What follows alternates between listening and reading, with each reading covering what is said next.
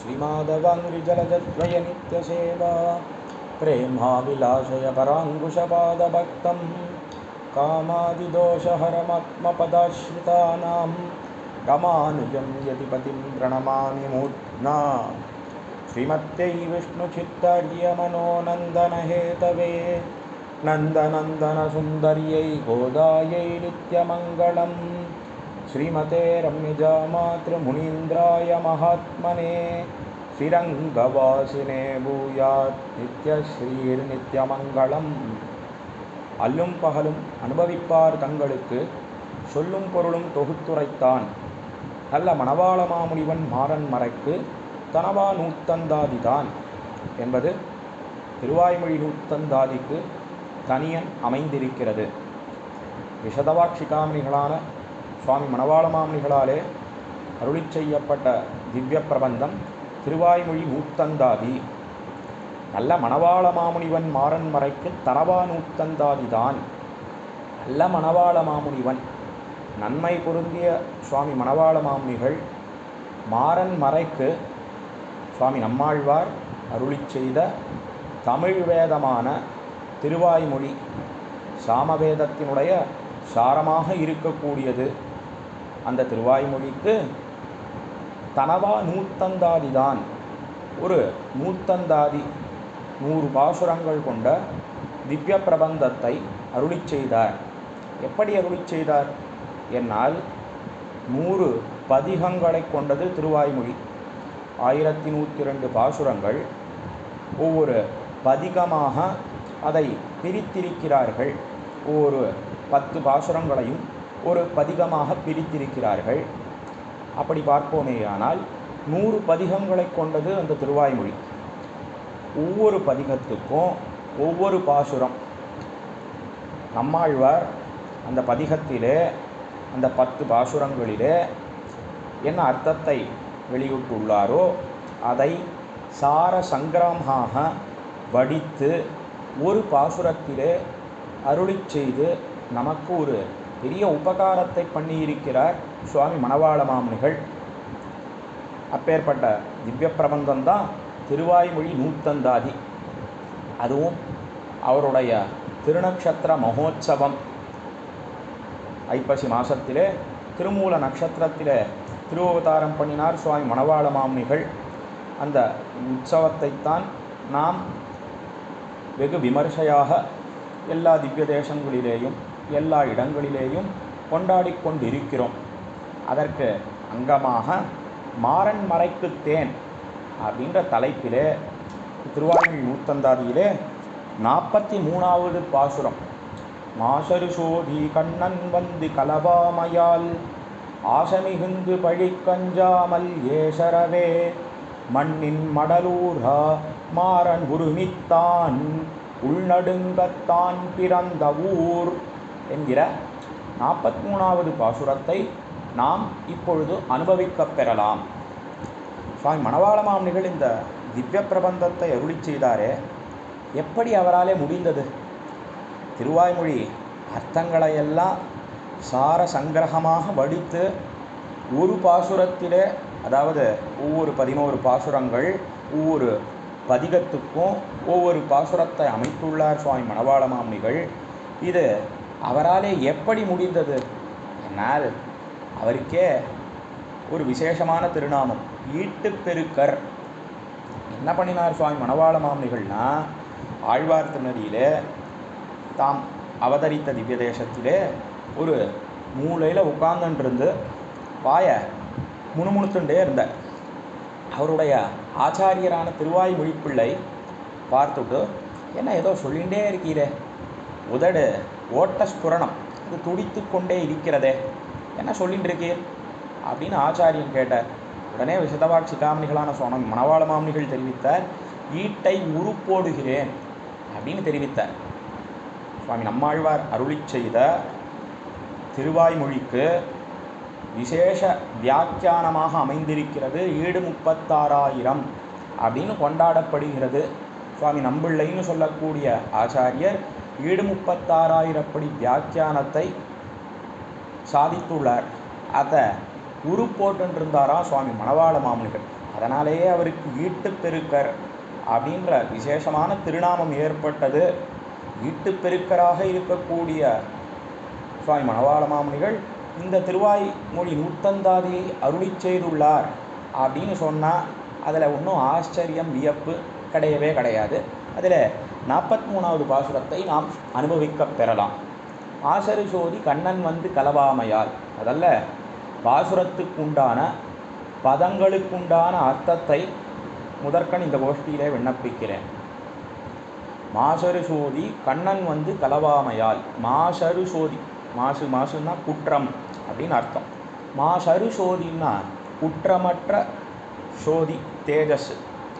இது யாருக்கு இருக்கிறதுனா எம்பெருமான் கண்ணனுக்கு இருக்கிறது.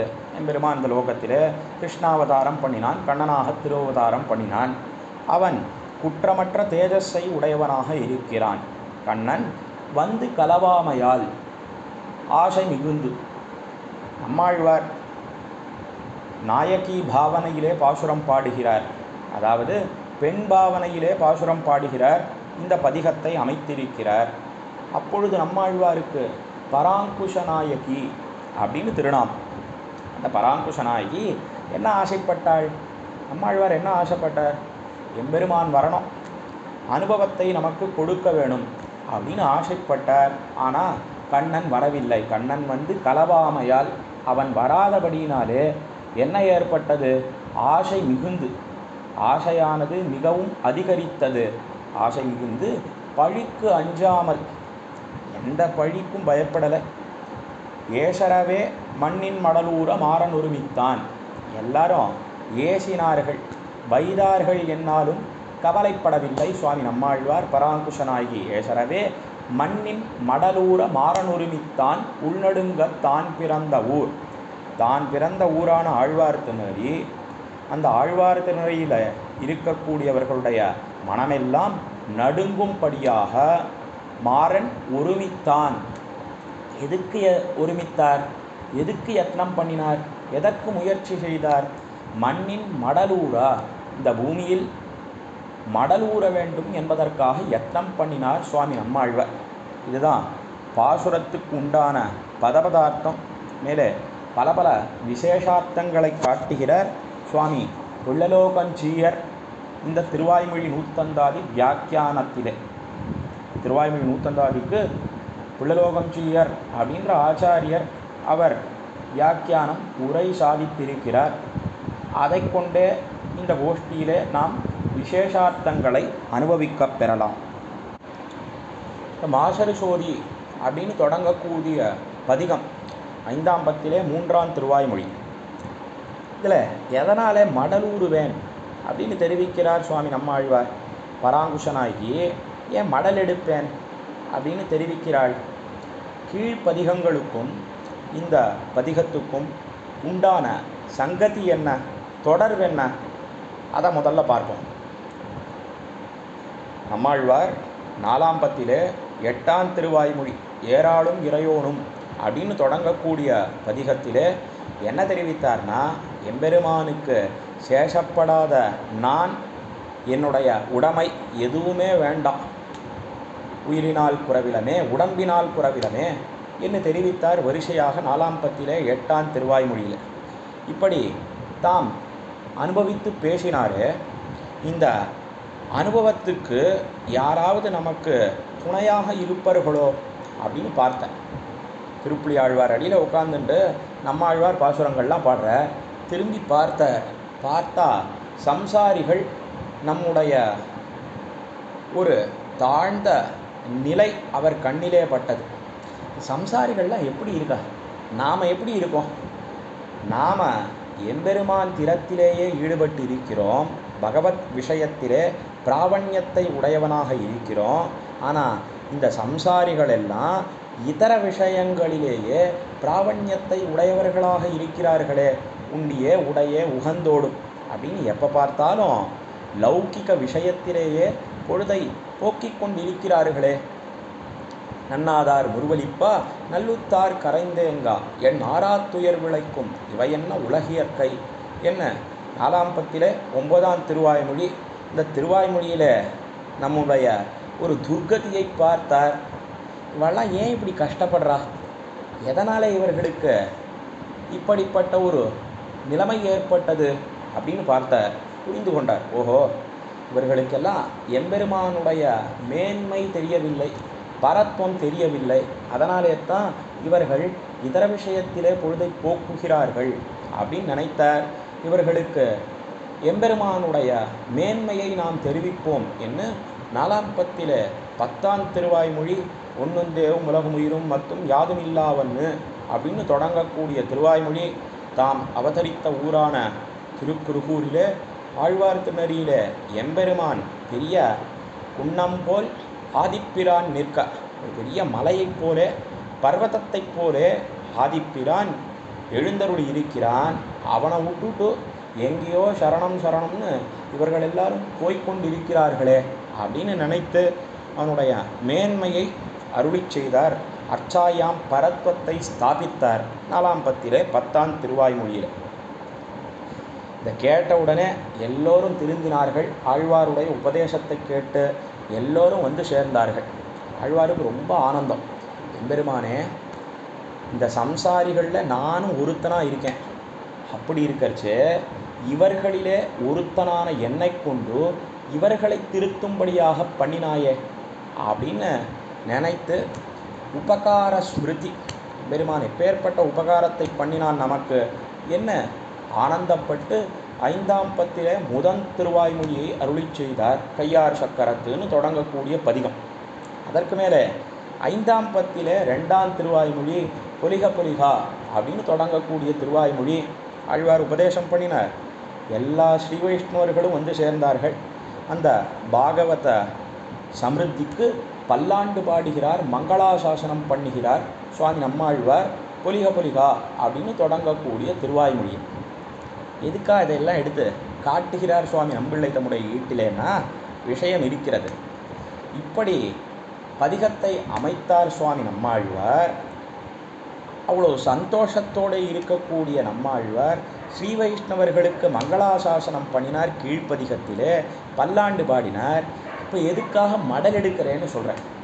மாசிறு சோதி அப்படின்ற பதிகத்திலே எதனாலே மண்ணில் மடலூர மாறனுரிமித்தான் அப்படின்னு தெரிவிக்கிறாரே சுவாமி மணவாள மாமுனிகள். எதனாலே மடல் எடுக்கிறேன்னு சொல்கிறார் அப்படின்னு விசாரிப்போமே. ஆனால் நம்மாழ்வார் அவர் கீழ்ப்பதிகத்தில் எதை ஆசைப்பட்டார்னா, மலியும் சுடரொளி மூர்த்தி மாயப்பிரான் கண்ணன் தன்னை எம்பெருமான் இப்பேற்பட்ட சௌலபியத்தோடே கூடியிருக்கிறான், நீர்மை குணங்களோடே கூடியிருக்கிறான். அதற்கு மேலே அவனுடைய குணச்சேஷ்டிதங்கள் என்ன, எத்தனையோ சேஷ்டிதங்களை பண்ணினானே. ராமனாக வந்து பிறந்தான், கண்ணனாக வந்து பிறந்தான், எத்தனையோ லீலைகளை பண்ணினான், அவனுடைய குணங்களை வெளியிட்டான். குணச்சேஷ்டிதங்கள் என்ன, அதற்கு மேலே இதெல்லாம் இல்லாமல் போனாலும் எப்பேற்பட்ட வடிவழகோடே கூடி இருக்கிறான். இந்த எம்பெருமான் நம்மோடே கூட வேணும், நமக்கு அனுபவத்தை உடனே கொடுக்க வேணும், நம்மை அணைக்க வேணும் அப்படின்னு ஆசைப்பட்டாள் பராங்குஷ நாயகி. அதாவது நம்மாழ்வார் ஆசைப்பட்டார். ஆனால் எம்பெருமான் அனுபவத்தை கொடுக்கவில்லை. அதனால் என்ன பண்ணுறார் இந்த பதிகத்திலேன்னா, நான் மடலிடிக்கிறேன் அப்படின்னு சுவாமி நம்மாழ்வார் தெரிவிக்கிறான். இதைத்தான் இந்த பதிகத்தின் அவதாரிகையிலே, அதாவது முன்னுரையிலே சுவாமி புள்ளலோகம்ஜியரும் காட்டுகிறார். இந்த திருவாய்மொழி நூற்றந்தாதி வியாக்கியானத்திலே அதே போல திருவாய்மொழிக்கு வியாக்கியானம் சாதித்த சுவாமி நம்பிள்ளையும் தம்முடைய ஈட்டிலே எடுத்து காட்டுகிறார். பார்த்தார். அவர் மடல் எடுக்கிறேன் அப்படின்னு சொல்கிறார் சுவாமி நம்மாழ்வார். மடல் எடுக்கிறது அப்படின்னா என்ன, அதை விசாரிக்கிறார் வியாக்கியாதா. தமிழர்கள் ஒன்று சொல்லிட்டு இருக்கா, மடல் எடுக்கிறதுனா என்னன்னா, இந்த பெண், அதாவது நாயகனை விட்டு பிரிந்திருக்கிறாளே இந்த நாயகி பெண்ணானவள், வருத்தத்தினாலே அவள் என்ன பண்ணுகிறாள்னா, கையில் அந்த நாயகனுடைய படத்தை எழுதி கொண்டு, அதாவது கையில் ஒரு ஃபோட்டோவை வச்சுட்டு உடம்பில் துளியும் நீரை சேர்த்து கொள்ளாமல், எந்த போக்கிய வஸ்துக்களும் கிடையவே கிடையாது, தலையில் புஷ்பம் சூடிக்கொள்வது கிடையாது, ஆபரணங்கள் அணிவது கிடையாது, தலையில் நீரை சேர்த்து கொள்வது கிடையாது.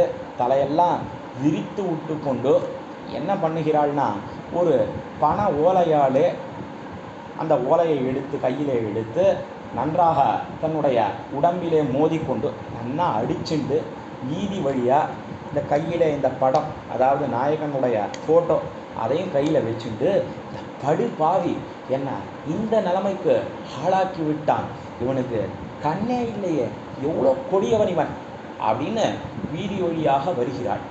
இதற்குத்தான் மடலிடுக்கை அப்படின்னு பெயர் என்று தமிழர்கள் சொல்லுகிறார்கள். எதுக்காக இப்படி பண்ணணும் என்ன விசாரிப்போமேயானால், இப்படி வீதி வழியாக வந்தால் ஒருவேளை இவளுடைய இந்த நிலைமையை பார்த்து ராஜா மனமிறங்கி நாயக்கனையும் நாயகியையும் சேர்த்து வைப்பன். அல்லது ராஜா பண்ணலைன்னா ஊரில் இருக்கக்கூடியவர்கள் பண்ணுவார்கள். ஊரில் இருக்கக்கூடியவர்கள் பண்ணலைன்னா ஒருவேளை தோழிமார்களாவது பண்ணுவார்கள். அதுவும் இல்லாமல் போனால் அந்த நாயகனே பழிக்கு அஞ்சி வந்து சேருவன். எதுவுமே நடக்கலைன்னா முடிந்து பிழைக்கலாம், நாம் உயிரை விட வேண்டியது தான் அப்படின்ற தீர்மானத்தோடு பண்ணுவதற்குத்தான் மடலிடுக்கை அப்படின்னு பெயர். இதை போல நம்மாழ்வார் பராங்குஷ நாய்க்கு எங்கேயாவது மடல் எடுத்தாரா? திருப்புலி ஆழ்வார் அடியில் உட்காந்துட்டு இருக்கக்கூடிய சுவாமி நம்மாழ்வார் எழுந்திருந்து புறப்பட்டு எங்கேயாவது வீதி வழியாக ஆழ்வார் திருநகரிலே மடல் எடுத்தாரா அப்படின்னு கேட்டால் அதெல்லாம் ஒன்றும் பண்ணலை. இப்போ மடல் எடுக்கிறேன்னு சொல்கிறாரு ஆழ்வார். அதுக்கு என்ன அர்த்தம்னா, எம்பெருமானை பயமுறுத்தி அச்சமுறுத்தி காரியம் கொள்ள பார்க்கிறார் சுவாமி நம்மாழ்வார். மடல் எடுக்கிறேன்னு சொன்னால் எம்பெருமான் பயந்து வந்து விடுவான். மடல் எடுக்கிறதுனா என்ன? எம்பெருமானுடைய குணங்களை அழிப்பது. குணத்தை அழித்தால் எம்பெருமான் வந்து விடுவான். ஒரு காலத்திலும் குணத்தை அழிக்க மாட்டார் சுவாமி நம்மாழ்வார்.